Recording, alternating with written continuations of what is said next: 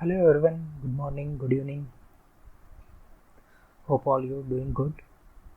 Today we'll cover the Spring Boot profiles topic. Profiles are very one of the important topics in the Spring Boot. As you are aware of that, Spring Boot framework is one of the most used framework, and there are few features in the Spring Boot framework which makes it a more feasible and more adaptable framework. One of that is Spring Boot profiles. How to use the profiles and how to create a different profiles and how to run it on a command line, we will see it in details in this video.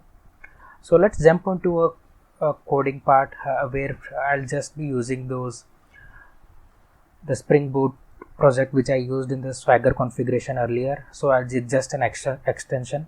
So before we going into the how to configure and everything use of the profiles, let us understand what are the profile means. So in general, what you do, any application, you create application, you have a different environments for like dev environment, QA environment, or production environment, UAT, non-prod, or you kind of pre-prod, stage, something like it. Depends on your infrastructure and everything, but at least generally you will have a three minimum environments like a dev, QA, and prod.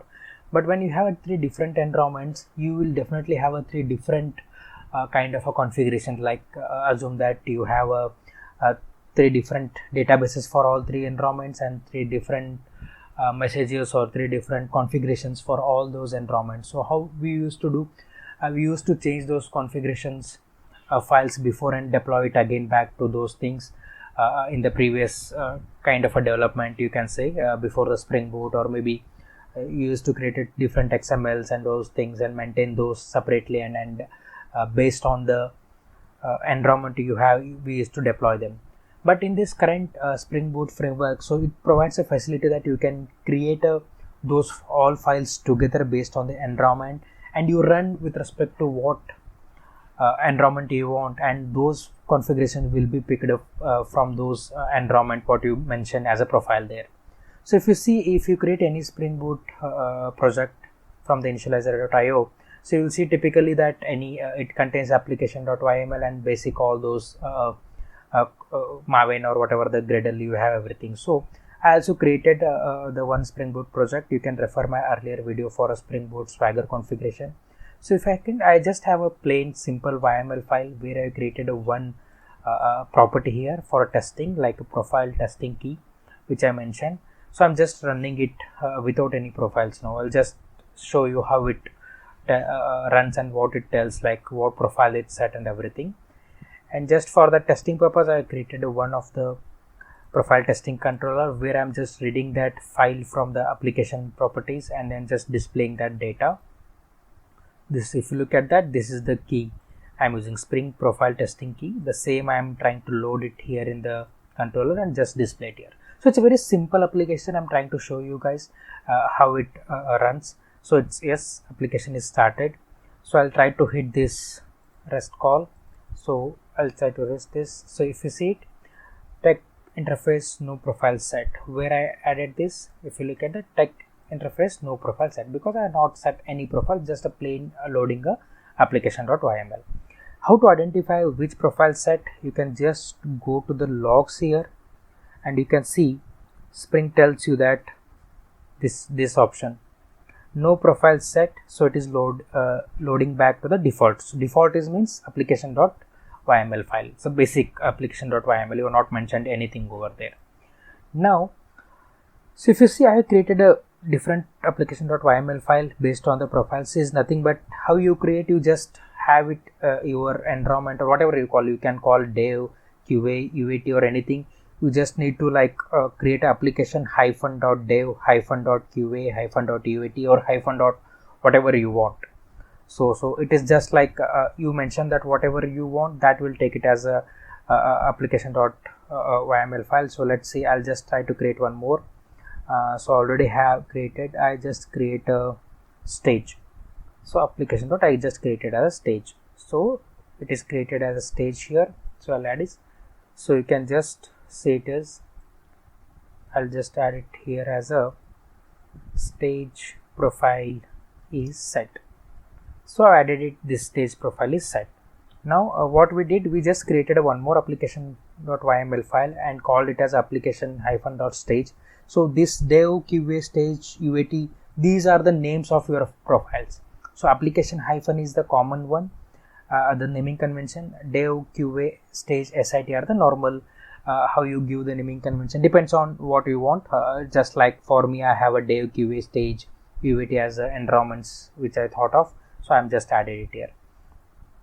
Now currently I'm using a IntelliJ here configuration. So what I'll do is like I'll tell you how to configure these profiles in the IntelliJ. So what I'll do, there is a one command which we need to use as a argument as an environment variable. So you can just set it here, go to your build configuration, so run and edit configuration, and you will see these are the application currently what we have. One is you can add as many as you want here.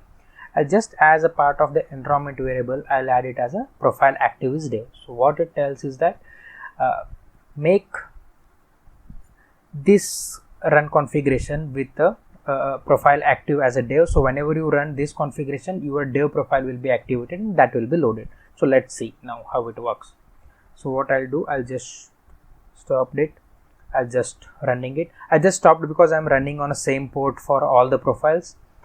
Because at a time I'm trying to run one, so you can change your port number as well, so that it will tell that. See, just to start up it shows here directly your profile has been set to a active. So now it is showing which is this dev. If it is nothing is set previously, what it shows, it is not at set and it's falling back to default. Now it is showing that it is a dev. So now how to confirm through your application? One is from your console log only, you can just see it, whatever it is. Then now whatever it is, you can just try it with your sample. You can see REST API where I added dev profile is set. From where it is loading, if you go to the dev application.yml file, see here it is mentioned as a dev profile is set. So it's a very simple, you create as many as you want application.yml files with respect to your environments. I added only one key here just to show you. You will have a number of keys like a different messaging queues or a different port numbers, different databases, different username, passwords, everything. So you need not to worry about all the configuration changing while you are deploying or while you are using some other part. You just need to mention your profiles which you want to load. You can load those profile. You can run all the profiles at a simultaneously by creating a different configurations here as well, so that you can add more here whatever you want configurations. So you can just add it here and all those things will be visible here, and you can just make it here dev, QA, whatever you want, you can just show it and apply. So you can create multiple over there and you can add it here. Whatever the configurations you create here, that will all show it here. So when you go to run, it will show that currently I have only one application and added there. So you can see the Swagger, everything. You can see the other application. So it will show you as many as you want, you configured there. So that is, it's just a basic thing how you want to set up your profiles and everything, but it is most used feature of the Spring Boot. I love it very much because it has all those basic things which is definitely required for configuration management. And this is how you want to you do it with a Spring Boot with the IntelliJ configuration, IntelliJ as IDE. If you are running from the command line, just what you have to do is you just go to the folder path of your jar and just execute this key over there or this command over there and mention your jar file, your jar file location as well as the jar file name. Sorry, it's not the location, generally it's the name. Name you have to add it here, and go to the location and just run this command and it will run with that profile. So here it is the profile name which you have to give, dev, QA, whatever. This is the command line argument which you need to give. Here it is running from your IntelliJ. Yes, this is the most of the things which primarily generally everyone uses for the profiles and everything, so that you can just configure those environments with respect to profiles and later just switch your profiles to run those environments based on your profile configuration. Yes, this is a pretty much what I have. So I'll commit this code to a existing Spring Boot configuration GitHub as well, and you can just download it from there. If any questions, please comment on my YouTube channel over there from the video. Thanks everyone.